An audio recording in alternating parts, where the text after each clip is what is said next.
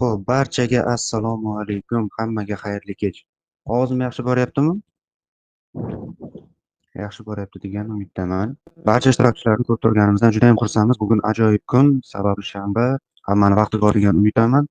Talabalar assotsiatsiyasi bunday onlayn treningni anchadan beri rejalashtirib yurgandi. Hammamizning xabarimiz bor. Yaqin orada yakuniy imtihonlarning javobi chiqadi.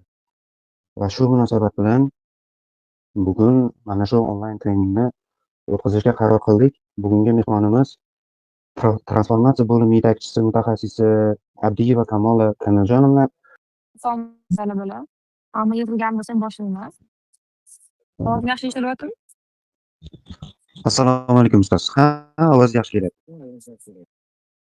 Hop, bunda boshlaymiz. Assalomu alaykum deb yana bir marta o'zimni tanishtirib o'tsam. Men transformatsiya bo'limi yetakchi mutaxassisi bo'laman. Va shu bilan birgalikda xalqaro huquq konstitutsiyalari shubasida o'qish sifatida faoliyat yuritib sizlar bilan qanaqa qilib samarali apellyatsiya yozish va apellyatsiyani qachon yozish kerak haqida gaplashamiz. Agar savollar bo'lsa, bemalol savollar beringlar. Agar kimgadir ovozli yoki kimgadir yozish imkoniyati bo'lganda yozib bersanglar ham bo'ladi savollar. Shu bilan oldin gaplashib o'taylik. Apellyatsiyani berishdan maqsad. Apellyatsiyani berishdan maqsad sizni baho ko'tarish bo'ladi. Ya'ni o'zingiz yozganki qo'yilgan bahodan norozi bo'lasiz. O'sha norozilikni oldin o'zingizga qanaqa o'zingizga buni siz bahoni nechidan nechaga ko'tarishni o'ylab olishingiz kerak. Masalan, aytaylik, bunda yaqinda yakuniy baholar chiqishi kerak. Bu 60 balldan baholangan bo'ladi. Masalan, aytaylik, sana ish 60 dan 50 ballga baholandi. Lekin sizni nazaringizda bu emas, bu 55 yoki 58 yoki 60 ballga baholangan bo'lishi kerak. Ya'ni sizda 8 yoki 8 yoki 10 ball hayot kriteриy bo'yicha yetmay qolgan. O'sha kriteriylar o'zingizni anglab olinglar.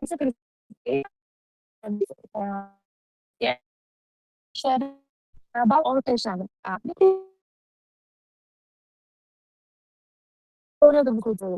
Sizlar oldin hammasidan oldin syllabusga yaxshi bo'lishingiz kerak. Syllabusda bundan qilgan natijalar degan rubrikasi bo'ladi. Sizga syllabusdan faqat metodologik ishlovchilik bundan qilgan natijalar bor. O'sha bundan qilgan natijalar sizlarni ishlaringizda aks etgan bo'lishi kerak. Masalan, o'zim yaxshi ishlayapman, manimcha kimdir qo'l ko'targani bo'ldi, hozir kimdir. Ya'ni hozir oldingizda namunali bitta syllabusni ochib ko'ringlar. O'shaning ichida bundan qilgan natijalar qismini ochinglar. O'sha bundan qilgan natijalar qismida qoida tariqasida yozilgan bo'ladi. Sizlarni yakuniy yoki oraliq nazoratlarda sizlarni ishidan nima kutyapti, u maksimal baho olishi uchun.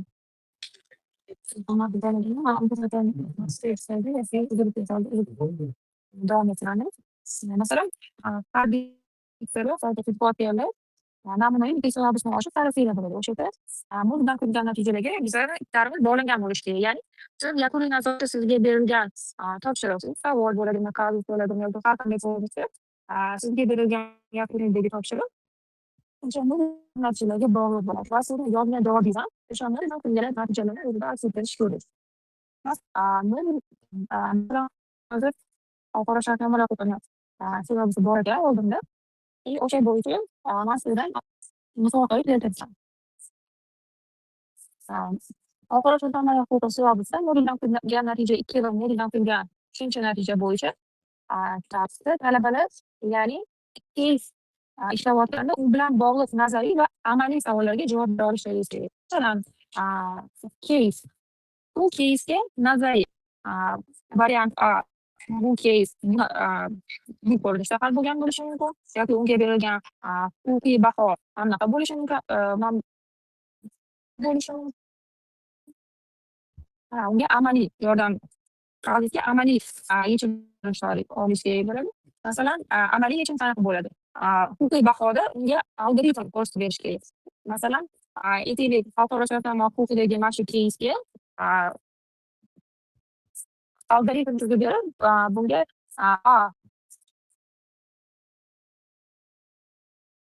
tashkilotga murojaat qilish kerak bo'ladi yoki mana bu xalqaro tashkilotga murojaat qilish kerak bo'lmaydi degan amaliy yechim topib bera olishlaringiz kerak bo'ladi. Va mana shu moduldan kutilgan natijalarni savol javobingizda aks ettirgan bo'la olishlaringiz kerak. Agar sal javob shu moduldan kutilgan barcha natijalarga to'g'ri kelsa, bu sizlarni ishlaringiz ya'ni maksimal bahoga baholanishi mumkin bo'lgan bo'ladi. Qachon sizlarni baholaringiz qaysi sabablarga ko'ra tushishi mumkin, ya'ni 60 dan pastga tushishi mumkin. Aytayki, ko'pincha talabalar bilmadan qanaqa qilib, lekin yakuniy yozganda ham sun'iy yoki qandaydir saytlardan keltirilgan ishga uchrab qoladi. Masalan, man ishga ishlayotganda ham ko'pincha bittada bo'lmasa bitta shunaqa ishga uchrab qoladi. Ya'ni ko'rinib turadiki, bu sun'iy intellektning javobi. Chunki sun'iy intellektni hozir javobini aniqlab olish ham oson, chunki sun'iy intellekt odatda hamma abzatslari bir xil kenglikda va so'zlar orasida masalan bitta gapda qoida tariqasida bir xil so'z keladi. Masalan, birinchi gap 5 ta so'zdan iborat, ikkinchi gap yana 5 ta so'zdan iborat, uchinchi gap yana 5 ta so'zdan iborat. Shu so'zlarni soni bir xil bo'ladi ko'pincha va abzatslarni soni bir xil bo'ladi. Ya'ni buni hech sizlarni sun'iy intellektda yozilgan ishlaringiz shunaqa AI detektiv qo'ymasdan ham uni sun'iy intellektda yozilganligini bilib olish mumkin. Shuni qaraganda. O'shuning uchun ko'pincha talabalar sun'iy intellektda yozilgan ishni berib, yaxshi baho olsam bo'ladi, bu sezilmay o'tib ketadi deb o'ylashlari mumkin. Lekin afsuski yoki afsuski emas, bu ko'p ko'riladigan narsa. Ya'ni sun'iy intellektda yozgan javobni o'quvchi bundan ko'rib bahoni pasaytirishga sabab bo'lib olishi mumkin. Oraliq nazoratda bahoni pasaytirishga sun'iy intellektdan foydalangani osonroq. Nega? Chunki oraliqqa yuklangan ishlaringni buni download qilib olib, o'quvchi uni keyin turnitinga yoki boshqa yerdagi qo'yishning imkoni bor va o'sha turnitindan yoki boshqa shunga o'xshash platformani javobini olib yuklab, so'zdan ikkinchi sразу nolga baholashi mumkin. Bu yakuniy ishda qiyinroq, chunki yakuniy bergan javoblaringiz platformada ko'pincha download qilib bo'lmaydigan bo'ladi, lekin ko'rinayotganda bu AIning yozilgan javobiga ko'rinish beradi va bu sizlarni ishni baholashni, sizlarni ishni kamroq, pastroq baholashga sabab bo'lishi mumkin. Yana qachon sizlarni ishlaringiz kamroq bahoga loyiq deb topilishi mumkin. Ko'pincha talabalarning ishlarida yoki nazariya bor, yoki amaliyot bor bo'lsa qoladi. Masalan, yoki talabalar nazariyani ishga kirib qolib, 7-8 ta avtorlardan 7-8 ta dasturni ham ko'rishadi-yu, lekin kazusga amaliy yechim bermagan bo'ladi. Masalan, algoritm qurilmagan bo'ladi kazusni yechimiga. Mana shu xalqaro tashkilotga murojaat qilinsin yoki bu xalqaro tashkilotdan xalqaro shartnomalar huquqidan kelib ketadigan bo'lsak, shunaqa bo'lishi mumkin. Ya'ni amaliy yechim berilmagan bo'lishi mumkin. Ya'ni bu ham o'sha baholash rubrikasida sizni nazariyangizga yaxshi baho qo'yilgan va amaliy javobingizga past baho qo'yilganligi sababdan ikkitasini qo'shganda koeffitsient past chiqadi. Masalan, sizda ishingiz 60 balldan nazariyasiga 20 ball va amaliyotiga 20 ball bo'ladigan bo'lsa, nazariyasi uchun 20 ball, lekin amaliyot uchun 10 ball qo'yilganligi hisobidan siz 10 ball yo'qotasiz. Ya'ni amaliyot rubrikasidan siz 10 ballni yo'qotgan bo'lishingiz mumkin. Masalan, bu modulga qarab har xil bo'lishi mumkin rubrika, lekin ko'pincha bu teng taqsimlangan bo'ladi.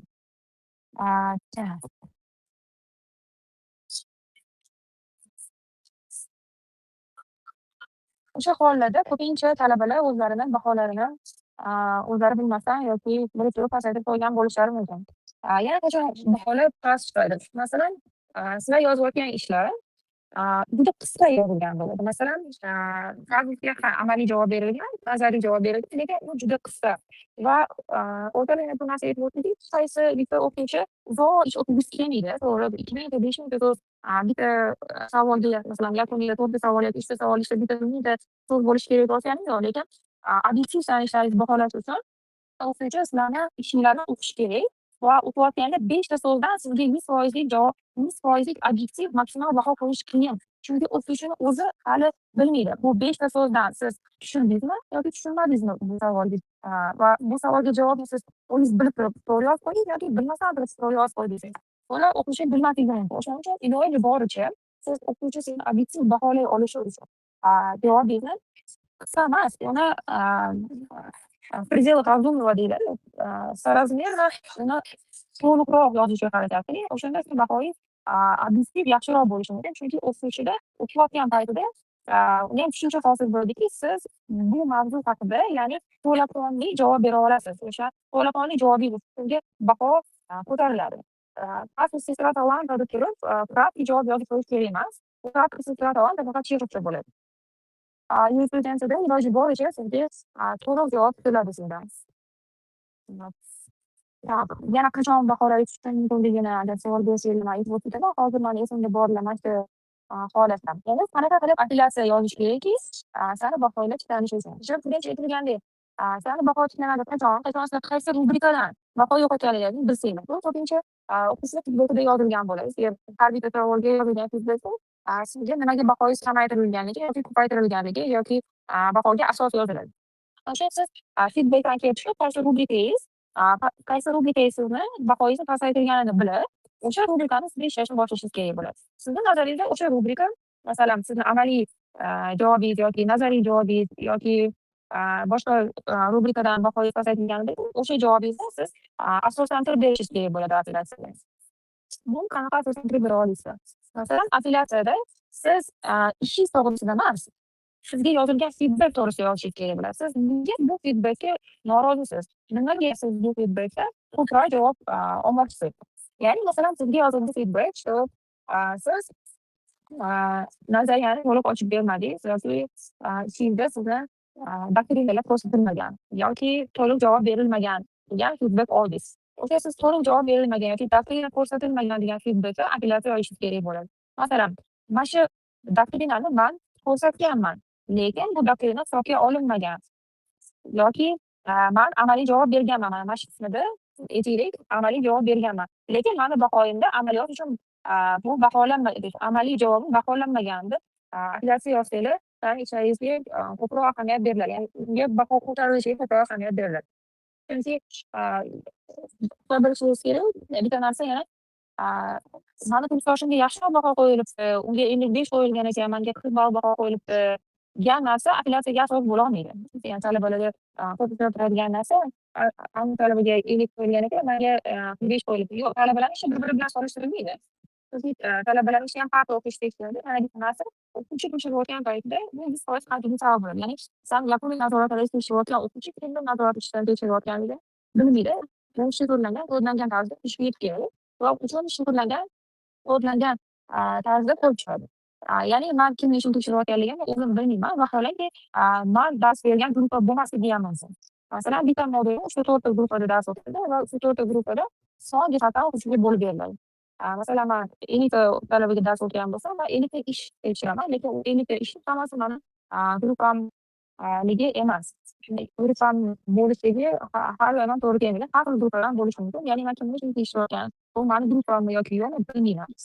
Masalan, farqli o'quvchi tekshirasiz va yana bitta narsa baho sub'yektiv bo'lishi mumkin qaysi hollarda. Chunki farqli o'quvchi har xil turda tekshirishi mumkin ishlarni. Masalan, men ko'pincha darsda amaliyotga urg'u bergan bo'lsam, talabalar ishdan ko'pincha amaliyot qidirib qolaman yoki boshqa o'quvchi ko'pincha darsida nazariya dars bergan bo'lsa, nazariya qidirib qilishi mumkin va bu narsa qaysidir ma'noda baribir inson omili bo'lib, bu sub'yektiv bo'lishi mumkin.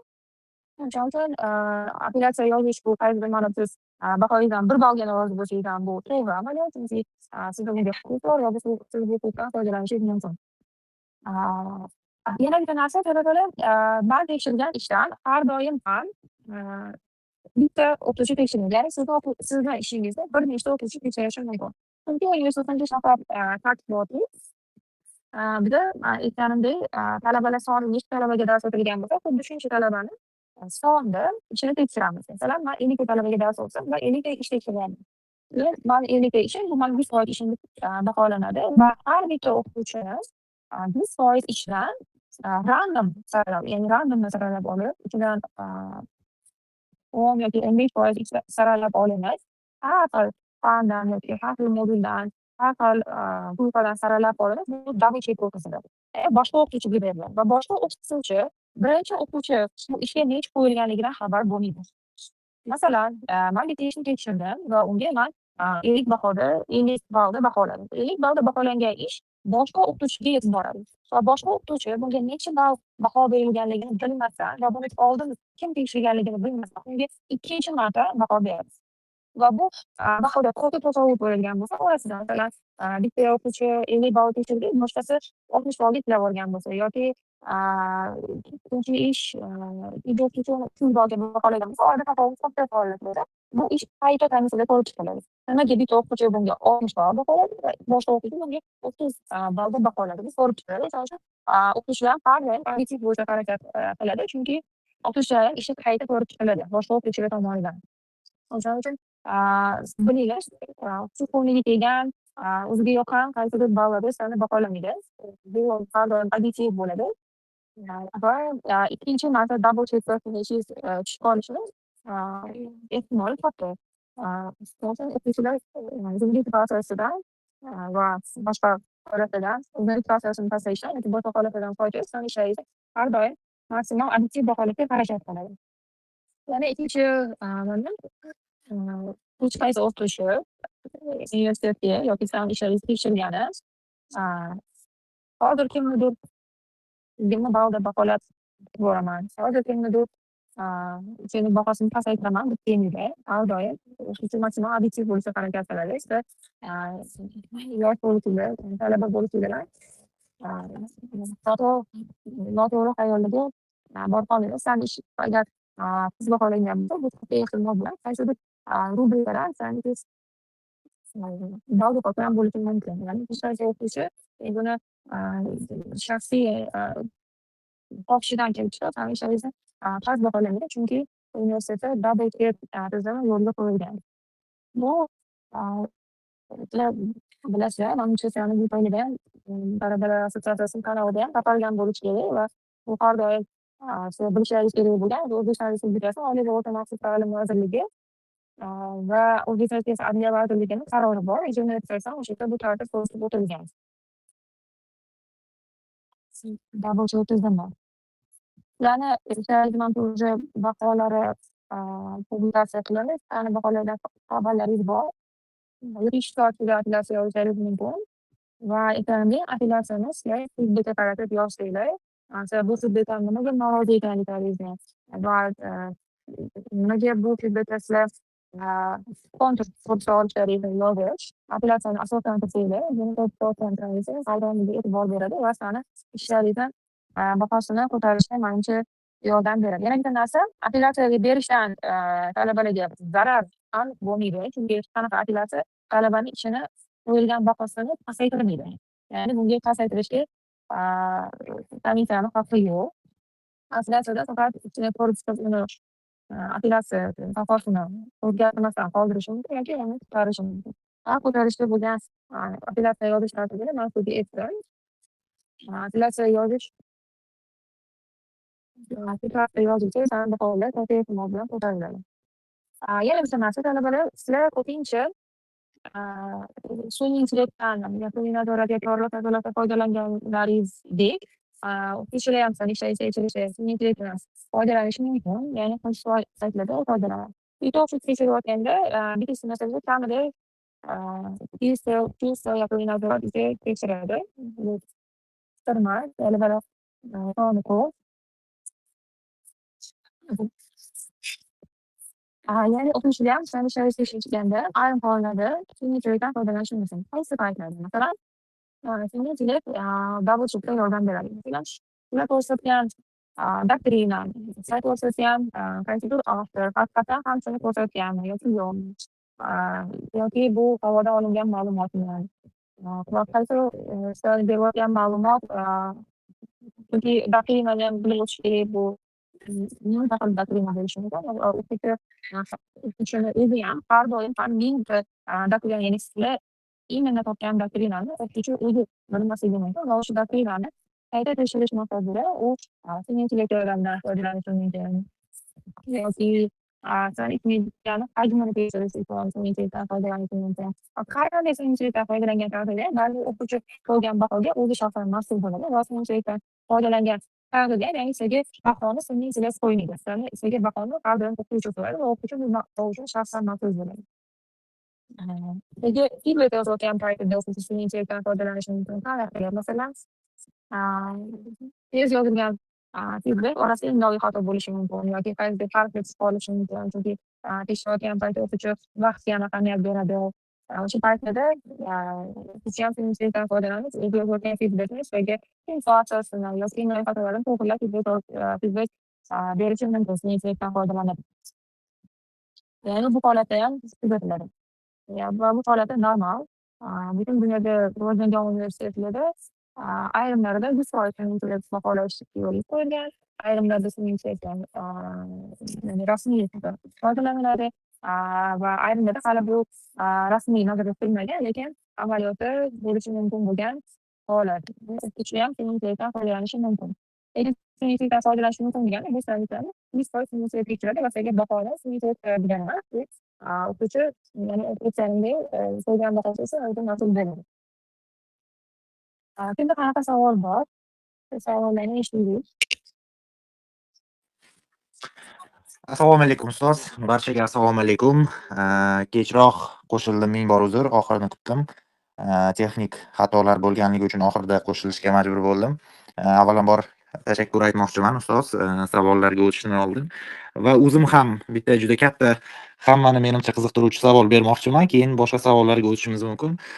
Odatda ustoz, demak, yakuniy natijalar chiqqanida bizning bahomiz masalan 60 dan 50 bo'lishi mumkin-da, lekin demak bizga berilgan kommentariyda hammasi yaxshi yoki hammasi joyida degan bir kommentariy olishimiz mumkin. Ya'ni bermoqchi bo'lgan savolim, bizning kommentariy olmasligimiz, o'sha 10 ballni yo'qotganligimizni belgilab bermasligi bizning ballimizni ko'tarilishiga asos bo'lishi mumkinmi? Mana shunday savol bermoqchiman. Rahmat kattakon. Assalomu alaykum. To'g'ri, bu holat bo'lishi mumkin. Ya'ni o'qituvchi feedback yozayotgan paytida o'zi aslida konstruktiv feedback nimaga qaratilgan bo'lishi, konstruktiv feedbackni boshi ish nimaga yaxshi yozilganligi yoziladi. Ya'ni masalan, ishning yutuqlari ma'lumotlar. Ishlar masalan bu yaxshi o'qitilgan yoziladi, lekin baho qo'yayotgan payti o'zi buni bahoni nimaga pasaytirilganligini, ya'ni o'zi miyasida saqlab, buni yozmay ketishi mumkin feedback sifatida. Bu talabalar uchun yaxshi, ya'ni operator yozishni xohlayotgan talabalar uchun bu yaxshi. Shuni esdan chiqarib feedbackni men tomonidan yozmaganligi yaxshi. Chunki bu sizlarga asos bo'lishi mumkin. Hammasi yaxshi deb nimaga mana bunaqa past bo'lishiga asos bo'ladi. Lekin bu 100% asos bo'lishi mumkin. Mana feedbackda yomon sifatida ko'rsatilmagan. Ya'ni mani ishim 100% moduldan qilingan natijaga to'g'ri kelyapti. Unda mani bahom nimaga pasaytirilganiga asos bo'lishi mumkin. Rahmat ustoz kattakon. Unda keyingi demak savollarimizga o'tamiz. Hamraqulova Dilshoda, marhamat. Bo'ladimi savol bersam? Marhamat. Yaxshi, misol. Savol bunaqa, men 2-kursman, sirtqida o'qiyman. Xullas o'tgan yili shunaqa narsa bo'ldi. Bitta darsimdan 1 ballim yetmay qoldi, o'tish balliga. Apellyatsiya berdim. Apellyatsiyam qanoatlantirilmadi. Undan keyin ana bor edi-yu, hozir aytaman. Akademik halollikka. Unga yozdim, lekin men iyulda yozganim uchun otvetim ular ta'tilda bo'ladi ekan o'sha paytda. Ular javobni kechroq berishadi. Siz o'tib o'tmasligingiz muhim bo'ladigan bo'lsa, intensivga qatnashib, pulini to'lab o'tishingiz mumkin deyishgani uchun men to'lov qildim. O'sha darsim bo'yicha akademik halollikka xulosasini kutmadim. Lekin intensiv o'tdim darslarini. Undan keyin akademik halollik bo'yicha javoblarim chiqdi. Unda meni ballimni o'zgartirib berishgan. Qo'shib berishgan bahomni. Intensiv va baholari ham chiqdi. Undan ham o'tganman. Xullas, men bu bo'yicha o'quv boshqarmasiga bordim. Endi bu meni aybim bilan bo'lmadi. Bu o'qituvchilarning aybi bo'ldimi yo boshqa narsami? Aslida men intensivga pul to'lamaslikka haqqim bor ekan. Endi u pulni olib 2-kursdagi kontraktimga o'tkazib yuboringlar degan masalani qo'ydim. Lekin ular отказывать qilishdi. Qayerga yozsam bo'ladi? Mumkinmi o'zi bu bo'yicha murojaat qilishga haqqim bormi? Assalomu alaykum. Akademik halollik kengashi iyul oyida ishni to'g'rilagan bo'lishi mumkin. Masalan, chunki akademik halollik kengashi yig'ilishi uchun forum kerak bo'ladi. Ya'ni uni uchdan 2 qismi kamida akademik halollik kengashi ishtirok etishi kerak. Bu ko'pincha iyul oyiga to'g'ri keladi. Chunki iyul avgust oylarida universitetda katta ko'pchilik mehnat ta'tiliga chiqqan bo'ladi. Mehnat ta'tilida bo'lgan paytda akademik halollik kengashi yig'ilmaydi. Bu to'g'ri aytyapsiz. Undan keyin siz intensivga to'lagansiz, intensivdan o'tgansiz. Buni siz oldin o'quv usulini boshlamagan bo'lasiz. O'quv usuli boshqarma bo'yicha talabalar xizmati bo'limi bor. O'sha ko'rib chiqish kerak. Agar u to'g'risida sizga siz kutgan natijani ko'rsatib bera olmasa, siz universitet chiqarishida xavfsizlanasiz. Ya'ni boshqa birinchi universitetga chiqib qo'ymasdan xavfsizlanasiz. Talabalarga xizmat ko'rsatish bo'limida agar bu o'xshamasa, katta ehtimol bilan siz dekan huzuriga borib, dekan bilan gaplashishingiz bo'ladi. Manimcha dekan bo'yicha xavfsizlik olaylik. Bu buyruq chiqayotgan paytda keyingi yil siz kursdan buyruq chiqayotgan paytda buni nazarda tutsa bo'ladi. Siz intensivga to'langansiz. Keyingi yil kontrakt sizdan to'g'ri chiqsa bo'ladi. Chunki bu rivojlanayotganlikda agar baho ko'tarilgan bo'lsa, siz ma'lumot bilan bo'lmagan. Keyin dekanga murojaat qilsangiz bo'ladi. Ular hal qilishadi, demak. Dekan sizga yordam berishi kerak. Siz Amaliyotda bo'lgan shunaqasi masalan. man eshitmaganman amaliyotda bo'lganini. Birinchi marta man sizdan eshityapman. Lekin katta ehtimol bilan amaliyotda bo'lgan. Lekin talabalar bo'lganingiz boshqa talabalar ham bo'lishi mumkin. Amaliyotda bo'lgan bo'lishi kerak. Siz o'zingizga bir tur bilan gaplashish kerak. Chunki hal qilib bera olmasa, sizni dekanga o'zi yo'naltiradi. Rahmat kattakon sizga. Rahmat kattakon savol uchun. Ustoz kattakon rahmat. Keyingi savolimiz. Savollarimiz bormi azizlar? Demak, kommentariyalarimizda savol yo'q. Qo'l ko'targanlar ham yo'q. Rostdan ham ajoyib savol bo'ldi hozir. Bunaqa menimcha bu prezident bo'lsa kerak. Bundaysini ochig'i eshitmaganman. Savollarimiz agar bo'lmasa, demak, yakunlaymizmi ustoz? Yakunlaymiz agar savollar bo'lmasa. Yoki agar savollar bo'lsa va savollar yig'ilsa, balki yana bir marta o'tkazamiz. Savollar yig'ilgan savollar natijasida. Lekin Shunday qilamiz. umid qilaman, lekin amal baholari o'zi kutgan darajada bo'lib chiqadi. Keyin xafa bo'lib apellyatsiya yozishga to'g'ri keladi. Ammo yana bitta narsa, sanitariya ishlayotgan o'quvchi ham baribir odam, unda ham texnik nosozlik bo'lishi mumkin. Boshqa holatlar bo'lishi mumkin. Agar o'sha paytlari sizni bahoyingiz qanaqadir pasaytirilgan yoki o'zi bilmagan holda ko'rib o'tmagan narsalar, sizni ishingizda ko'rib o'tmagan jihatlari bilan pasaytirilgan bo'lsa, albatta apellyatsiya yozinglar, o'zlaringizni huquqlaringizni talab qilinglar. Yurist bo'lishni universitetdan boshlanadi. O'sha uchun apellyatsiya yozish bu normal jarayon. Bundan uyalish yoki kimdandir qo'rqish, keyingi semestrda yana shu o'qituvchini baribir moduliga boraman deyish kerak emas. O'qituvchilar talaba bilan ishlayotganda 200 300 ta talaba bilan ishlaydi, lekin apellyatsiya yozdik, apellyatsiya yozishim esida ham qolmaydi. O'shaning uchun agar nimadandir norozi bo'lsangiz, bemalol apellyatsiya yozinglar. Universitet har doim talabalarga xizmat ko'rsatishdan mamnun va xursand. Ustoz, talabalarimizga yordam berganingiz uchun bugun kattakon rahmat aytamiz. Talabalar assotsiatsiyasiga nomidan ham sizga rahmat aytaman. Nazarimda bugun o'tkazgan treningingiz talabalarimizga juda foydali bo'ladi. Rahmat kattakon. Hop, sizga ham rahmat. O'qituvchilar, talabalar assotsiatsiyasi prezidenti Demirali har doim talabalar uchun yangi qilishdan, talabalar uchun xizmat qilishdan charchamaydi. Rahmat. Shu bilan Demirali har doim nazorat qiladi. Rahmat Demirali. Rahmat kattakon. Demak, treningni o'tkazishga yordam bergan Aziza va dostonlarga ham, alohida Azizaga ham kattakon rahmat aytaman. Barchaga tinglovchilarga kattakon rahmat. Apellyatsiya javoblarimiz zo'r bo'ladi degan umiddaman.